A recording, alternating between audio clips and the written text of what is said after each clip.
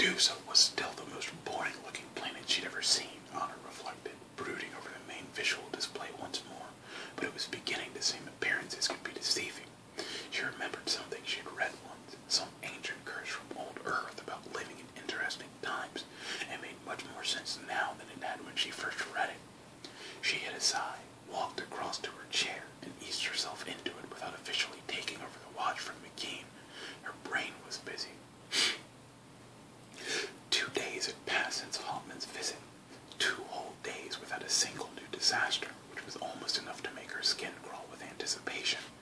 Not that there hadn't been interesting developments. Dame Estelle's sulphurous description of her interview with Countess Nukiev's courier had been one. Honor had never imagined the genteel, composed resident commissioner could be so elementally enraged.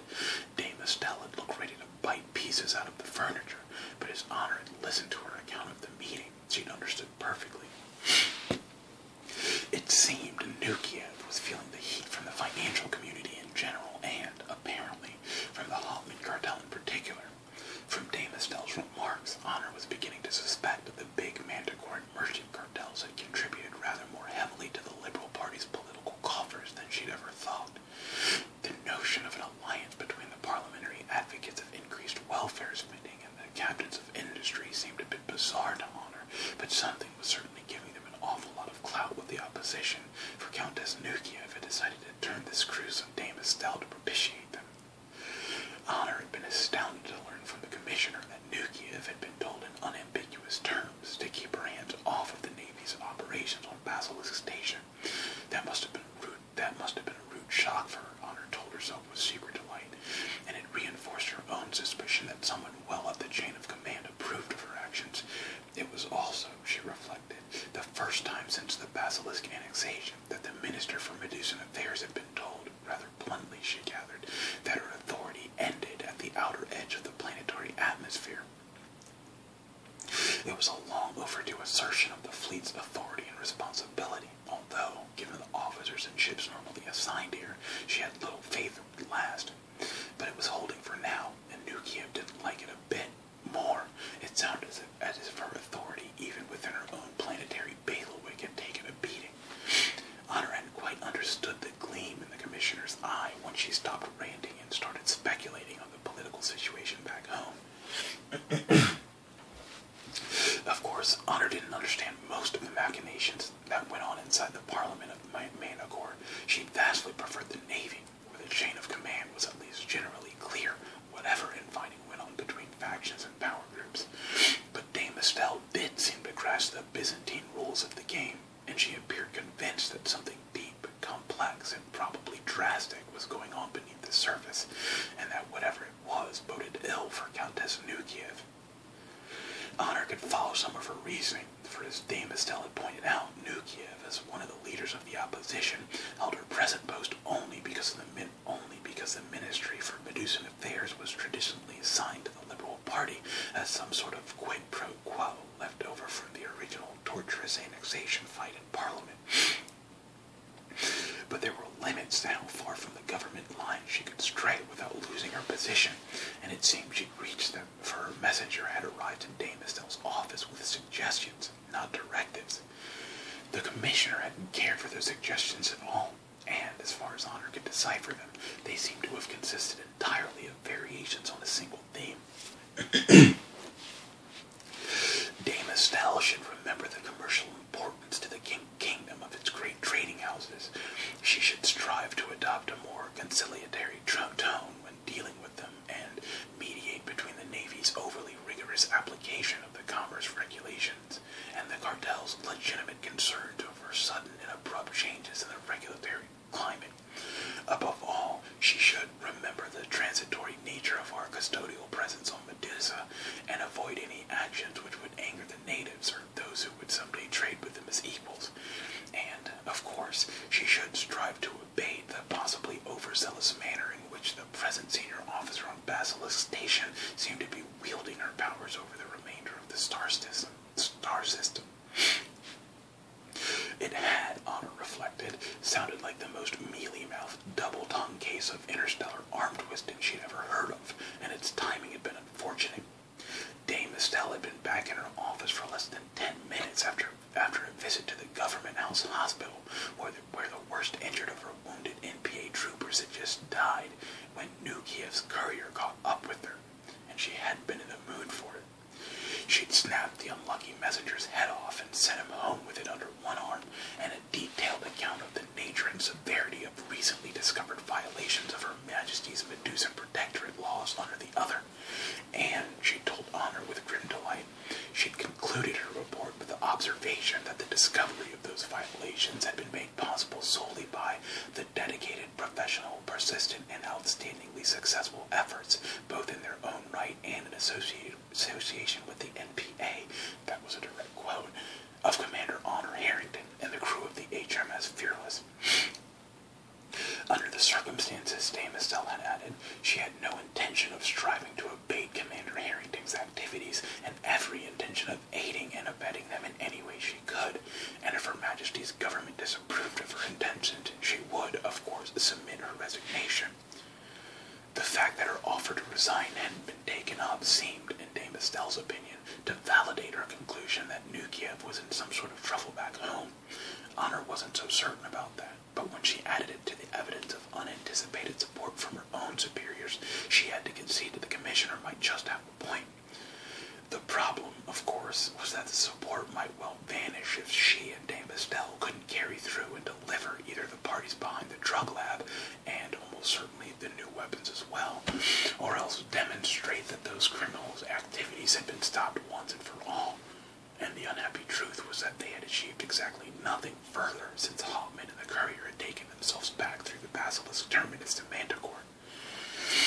Honor half reclined in her chair, crossing her legs and steepling her fingers under her chin while Nimitz napped on the chair back, and tried to think of anything else she might have done, or, for that matter, might still do.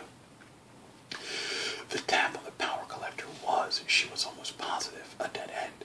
Oh, she had no doubt it had been installed when the collector was first put in by the Hoffman cartel, but despite McKean's savage counterattack on Klaus Hoffman and the investigation no doubt underway back home, it was unlikely anyone would ever be able to prove precisely how.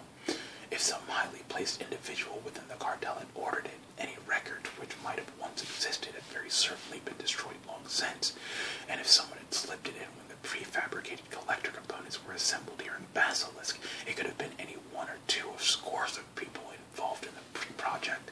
In either case, the chance of ever figuring out who'd done it was astronomically remote. But Dame Estelle was right about one thing. Tapping off of the government's own backup collector had shown a degree of arrogant self-confidence which sat very strangely with how meticulously that lab itself had been hidden. There'd been no need to tap that particular collector. Even if they hadn't wanted to use their own collector, a geothermal plant, or even a simple hydro generator installed in the volcanic springs 2 kilometers from the lab could have provided the needed power, and it could have been run in by wire without the betraying risk of beam receptors and relays. It was as if their opponents had a split personality. One side of them hid the presence of their drug-making facilities with obsessive care, but the other ran utterly unnecessary risks that almost seemed to flaunt its nerve by stealing power from the same facilities from its enemies. And, she thought grimly, there might even be a third personality, given the way the lab had been built. That had been a terminally stupid thing for any criminal organization to do. The NPA would never give up looking for whoever had ordered it done. It was almost like a deliberate challenge, designed with malice of forethought to goad the authorities into the most violent reaction possible. The problem was that none of it made sense. Not only did the bad guys seem to be going off in a half-dozen directions at once in their planning, but the very scale of the operation was absurd. Dame Estelle was right. Whatever those people were after, it wasn't the profits from drug running or selling guns to the natives. It smacked of some organized off-world covert operation, but what was its purpose? Arming the Medusans and feeding them drugs that inspired violence had all the earmarks of an effort to engineer a native insurrection, yet no possible Medusan uprising could hope to defeat the forces Manticore could put in a Basilisk to stop it. There might be a great deal of bloodshed before it ended, but most of the blood would be Medusan, not Manticoran, and the most likely upshot would be a powerful, permanent military presence on Medusa in place of the lightly armed NPA troopers now stationed there. Unless, of course, whoever was behind it, she very conscientiously avoided assuming it was the Republic of Haven, might be hoping for another response entirely. It was always possible that a bloodbath on Medusa would be grist for the liberal progressive mill and wake such revulsion in Parliament as to enable the anti-annexationists to finally get Manticore entirely off the planet. It struck Honor as unlikely in the extreme, but it was possible. Yet even if that worked, it would never get the kingdom to renounce its claim on the Basilisk terminal of the junction, and what good would it do anyone, even Haven, to simply get the NPA off Medusa? No, there was something else going on here. Something she and Dame Estelle were both missing, but something definitely linked to off-world interests other than a purely domestic Manicorn criminal operation. Honor was certain of that, even if she couldn't quite make the next connection in the chain, and that meant Captain. Honor twitched up out of her reverie at the sound of Captain Papadopoulos' voice. Her surprise roused Nimitz, and he sat up to yawn at the Marine. "Yes, Major," she replied. Then she noticed Barney's variant standing by the briefing room hatch, and her eyes narrowed. "You have that deployment plan for me?" "Yes, Captain. Sorry it took so long, but Major's variant, well, it was pretty worn out, ma'am, and then we had to chase around assembling decent maps and some hard figures on what the NPA actually has on planet." "No problem, Major," Honor said, and meant it. If there had been the least trace of defensiveness in Papadopoulos' tone, she might not have, but he was simply stating facts, not making excuses. She climbed out of her chair and shook herself, then looked over at the officer of the watch. "Mr. McKean?" "Yes, Skipper." The exec looked up from his displays, and Honor saw one or two heads twitch as if they wanted to turn and look at him. His use of the word skipper no longer sounded outright alien, but it didn't sound exactly natural either. Not yet. "I'd appreciate it if you could join Major Papadopoulos, Major Isvarian, and me in the briefing room. I'd like your input on this." "Of course, ma'am." McKean rose and looked down at Lieutenant Cardones. "You have the watch, Mr. Cardones." "Aye, aye, sir, I have the watch," Cardones replied, and McKean walked briskly into the briefing room with Honor and Papadopoulos. The Marine, who had always seemed detached from Honor's relations with her naval officers anyway, appeared blissfully ignorant of any change in her relationship with McKean. He crossed to the briefing room table and fed a pair of data chips into one of the terminals, then waited while Honor and McKean found seats.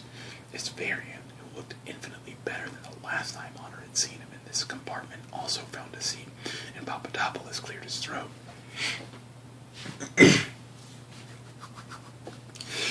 "Basically, Captain, Commander McKean, I'd like to give you a brief overview of our ideas before I show you the actual deployment order. Would that be acceptable?" "Of course," Honor replied.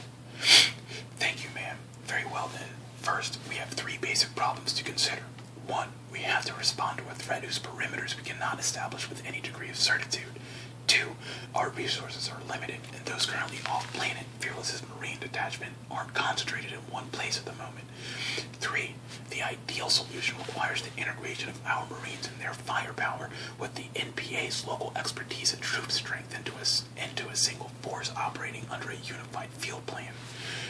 After a lengthy discussion with Major Isvarian, my platoon commanders and I have come to the conclusion that we won't know how powerful the opposition is until and unless we actually see it coming at us. There's simply no way for us to know at this time, though that may change if new intelligence is developed on Medusa. Anything that gives us some clear picture of potential enemy troop strength would be invaluable, and Major Isvarian has assured us that his people will do everything they can to get that information for us. Next, there's the problem of getting our own available strength concentrated. The NPA only has about a 5-company field strength once we allow for essential detachments, and my own company is under strength just now. So, with your permission, Captain, I'd like to recall the Marines currently detached to customs and inspection parties. I believe the traffic volume has dropped to a level which would permit us to reduce the number of inspection boats and consolidate Navy ratings to crew them, which would release our Marines for possible ground combat. If we could do that, I'd have 4 full-strength platoons to work with, not 3 partial ones. Papadopoulos paused and raised an eyebrow at Honor. In turn, she glanced at McKean and raised an eyebrow of her own. "I think we can do that, ma'am," the exec said after a moment. "We could probably get by with 2 fully crewed inspection boats given present traffic levels." "Very well, Major Papadopoulos," Honor said. "You have your Marines back again." Thank you, ma'am. That gives me much greater flexibility. The Marine smiled briefly, and Isvarian nodded his own satisfaction. Given that troop strength, Papadopoulos resumed, I'd like to move it down to the surface as soon as possible. Our basic deployment plane is intended to provide maximum coverage for the off-world enclaves which, with, as Dame Estelle and Major Isvarian have requested, as much capability as possible to go to the aid of any of the native city-states as well. Towards those ends, I intend to reconfigure 2 squads worth of our battle armor for the recon role. As you no doubt know, Captain, the Marine's tone suggested that she might not know, but chose, diplomatically, to assume that she did. Our powered armor is designed to confer maximum tactical flexibility by allowing us to configure it for specific mission parameters. Normally, we operate with fairly heavy weapon loads, but that limits our endurance in 2 ways. First, the weaponry itself displaces power cells we might otherwise carry, and second, most of our heavy weapons are energy intensive, which ups the drain on the cells we can carry. It gives us a lot of firepower, but only over relatively short engagement times. In the recon role, weaponry is cut back to a bare minimum in favor of additional sensor systems, which simultaneously allows us to add additional cells, reduce overall power requirements, and substantially upgrade sensor capability. A Marine in standard armor configuration has an endurance of less than 4 hours under sustained combat conditions. In recon configuration, his endurance is over 50 hours. He can sustain speeds of 60 kilometers per hour even through rough terrain, and he can see much better. The trade-off is that his offensive power is little greater than that of a Marine in standard battle dress. He paused and watched his audience's faces as if to be certain they were with him, and Honor nodded. All right, what I intend to do is use my 2 squads of recon-configured armor as scouts. Once we know an incident is underway, the scouts will go out looking for potential hostiles and attempt to identify them so that airstrikes can interdict them short of the enclaves if at all possible. They'll have the speed and sensor capability to cover lots of ground, and their armor should protect them from anything the natives have. Major Isvarian assures me that not even a Medusan nomad can hide from full range of battle armor sensors if we know his general area. So even if they're pushed back into the enclaves, I anticipate developing reasonably complete tactical data from them. The 3rd squad of battle armor will be configured for maximum combat capability and stationed centrally within the enclaves. As information on enemy movements comes in, it will be shifted in response. Given the firepower each Marine will represent, I can probably deploy them by sections or even in 2-man teams to deal with anything short of a mass charge, and they'll represent my primary striking force. He paused and frowned slightly. I'd really prefer in some respects to use them as my reserve. Instead, given their mobility and combat power, I'd really prefer in some respects to use them as my reserve instead, given their mobility and combat power, but I'm afraid they'll prove too valuable in the offensive role to make that practical. In the meantime, however, I intend to break up 2 of my other 3 platoons and integrate their personnel with Major Isvarian's NPA troopers. Our people have better armor and generally more powerful weapons than the NPA, and they're trained for full-dress combat situations, while the NPA are primarily policemen. I'd like to hand them out on a squad basis, attached to experienced NPA platoon or company-level commanders to supplement their firepower and tactical flexibility. At the same time, I want to cross-attach at least 1 NPA officer who knows the terrain well to my heavy armored squad. If possible, I'd like more than 1 member of the NPA, in case I have to split the squad, since getting maximum utility out of our people will require their knowing exactly where they're going, and exactly what the ground will look like once they get there. With our Marine elements in support, the NPA will then provide the primary perimeter control force. Its assigned mission will be to cover the enclaves and pin down any attackers until the heavy armored squad, or even scouts in the vicinity, can deal with the attack. They will be instructed not to expose themselves to avoidable casualties, since they'll be much less well protected, but they should be able to take care of themselves if they're forced into sustained action. My 4th and final platoon and the heavy weapons section will form our central reserve.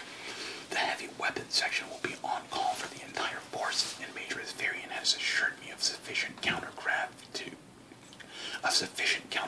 to give us good mobility. I hope to detach the section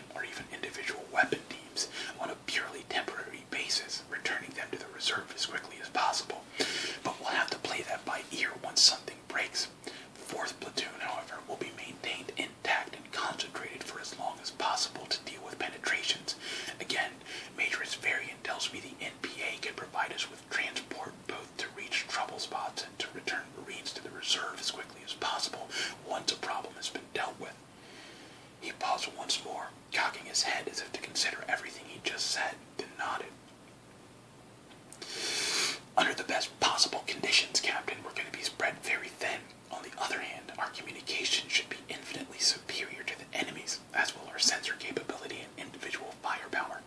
Major Aspherian and I have considered the known capabilities of the natives' new rifles, and we believe our people should be able to deal with any single group of enemies relatively quickly, even if outnumbered by a very heavy margin.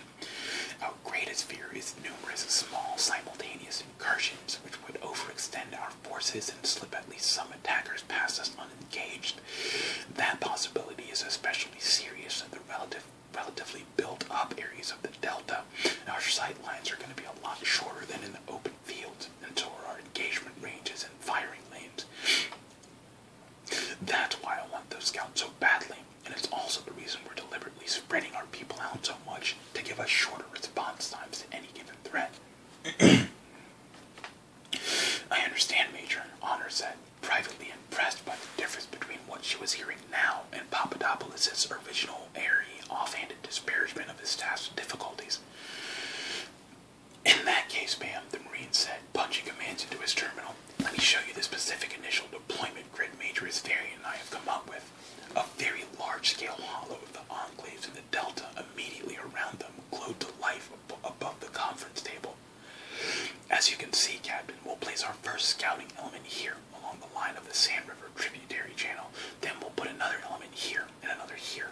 After that, Otter sat back and watched the hollow blossom with light codes as Papadopoulos, with occasional support from Aspherian, detailed their plan. She was a Navy officer, not a Marine, but it looked impressive to her. More importantly, Aspherian seemed completely satisfied with him, and she contented herself with a knowing expression and tried to nod in all the right places. Yet, even as she listened, something nagged at her. She couldn't quite put a finger on it until Papadopoulos fingered and finished and turned to her expectantly, while the big hollow glowed behind him. Very impressive, Major, she said. It looks to me like you've given careful consideration to maximizing your own capabilities while limiting those of your enemies. Do you mind if I ask a few questions? Of course not, Captain. Thank you. First, have you and Major Aspherian discussed this with anyone else groundside yet? Papadopoulos glanced at Aspherian, and the NPA Major answered for him. We've talked to my two senior fieldmen, Dame Estelle and George Fremont, her deputy. That's all so far, Captain. I see. And could you tell me how much advanced planning and warning your people would need to make this work, Major Aspherian? At least a week to achieve this kind of integration. In fact, I'd like at least 10 days. I see, Honor repeated, and hated herself for the question she had to ask next. And have you determined yet how the operators of that drug lab realized your raid was coming, Major Aspherian? The NPA man's face tightened, and she knew he'd suddenly seen where she was headed, but he made himself answer in a level voice. No, ma'am. Then I'm very much afraid, gentlemen, that we have a problem, she said quietly. Problem, Captain? Papadopoulos looked puzzled, and Honor turned towards him, but Aspherian raised a hand. May I, Captain? He asked heavily, and Papadopoulos looked across the table at him as she nodded. We screwed up, Nikos, Aspherian sighed. To be more specific, I screwed up. We've got a security problem down there. I don't understand, sir. Papadopoulos glanced at Honor. Captain, how could anything the Medusans know about us materially affect our operations? Surely the technological gap is too extreme for them to realize the sort of threat our weapons represent. As far as the natives are concerned, you're probably right, Major, Honor said. But we have very good reason to believe the weapons we're so worried about were supplied to them by off-worlders, and those same off-worlders would appear to have information sources within the NPA, or, more probably in my opinion, within the NPA civilian support structure. In either case, any pre-positioning of your people would tip them off as to what we're up to. I follow that, ma'am, Papadopoulos said with a frown, but I'm afraid I'm still not entirely certain what you're getting at. Wouldn't their knowledge serve as a deterrent against any open action? Our problem is that we don't know what they're really after, Nikos, Aspherian said. I know Dame Estelle thinks it's more than just money, and it looks like Captain Harrington agrees with her. He shrugged. If both of them think that, I'm certainly not prepared to argue with them, but that means that knowing what we intend to do won't necessarily deter them at all, and it will give them the opportunity to adjust their own plans accordingly if they decide to go ahead. But to what effect? Papadopoulos asked. We can't know that, Honor cut in before his variant could reply. She nibbled on her lip for a moment, wondering how much to worry the Marine with. Clearly Papadopoulos was concentrating, as he ought to be, on the tactical problem he faced. Equally clearly, he wasn't aware of the behind-the-scenes tension or maneuvering to both Fearless's and Honor's teeth, or, at least, not of how much that might affect his own problems. One possibility is that we might scare them back underground, she said finally, choosing her words with care. Presumably, they're up to something fairly involved, and certainly what we've seen so far suggests some very long-term planning. While our immediate objective has to be to prevent casualties and limit damage, a deterrent that's too effective may handicap our long-term objective of stopping them entirely, since we can't do anything to derail their ultimate intentions until they come into the open and try to implement them. She started to add something more about her own possible time constraints, then decided against it. Papadopoulos watched her face with an attentive frown. He seemed quite aware that there was something she hadn't said, but she'd said enough to give him plenty of food for thought. I see, he said after a moment. He glanced at his hollow eyes, thoughtful, then turned but looked back at Honor. Would you care to offer any suggestions, ma'am? Only one, she said, and turned back to McKean. We've just agreed we can cut down on inspection flights. Can we restrict them to just boarding shuttles? I don't see any reason why we couldn't, McKean said after a moment's consideration. It's what they were built for, after all. In that case, I want all three of those pinnaces reassigned from the government compound to Fearless, Honor told his variant. With all three of them available, we can land Major Papadopoulos' entire force in a single assault drop, and retain them all aboard ship without giving away our deployment plans in the meantime, his variant said with a nod. Precisely, Major. Well, Papadopoulos seemed unaware he'd spoken as he peered back down at his display with puckered eyes, and she could almost see the thoughts racing through his brain. He started to speak again, only to pause once more, then nodded slowly. It's going to be messier, ma'am, he warned, and with all my people up here, there's going to be a lot more room for us to pick up on an incident later, bobble our coordination, and let something through into the enclaves. That's what concerns me the most. But we're not going to be able to integrate my squads with NPA formations without time for them to train in coordination with their parent units either. So we're going to lose a lot of flexibility and responsiveness once we're down too. Still, I think we can probably work something out. He rubbed his jaw, still staring at the hollow, then looked up at his variant. Can you stay aboard another day or so, Major? We're going to have to rethink the entire ops plan, and I'd really value your input. I'll be happy to, Nikos. His variant rose to join his study of the hollow. And I'm not sure we'll lose quite as much flexibility as you think. We can still plan my people's original positions to tie into your eventual deployments, and maybe we can use first and second platoons as squad-level reaction forces rather than trying for unit-by-unit integration. That's what I was thinking, Papadopoulos agreed. And then he broke off and looked at Honor with a hint of apology. Sorry, Captain. The Major and I can get into the nuts and bolts on our own time. I'll try to have a preliminary plan for you by the end of the day. That will be fine, Major, Honor told him. She rose and smiled at him and his variant. I'm still impressed, gentlemen, and I have every confidence your final solution will work out equally well. She gave them another smile and beckoned to McKean. She and the exec walked out of the briefing room.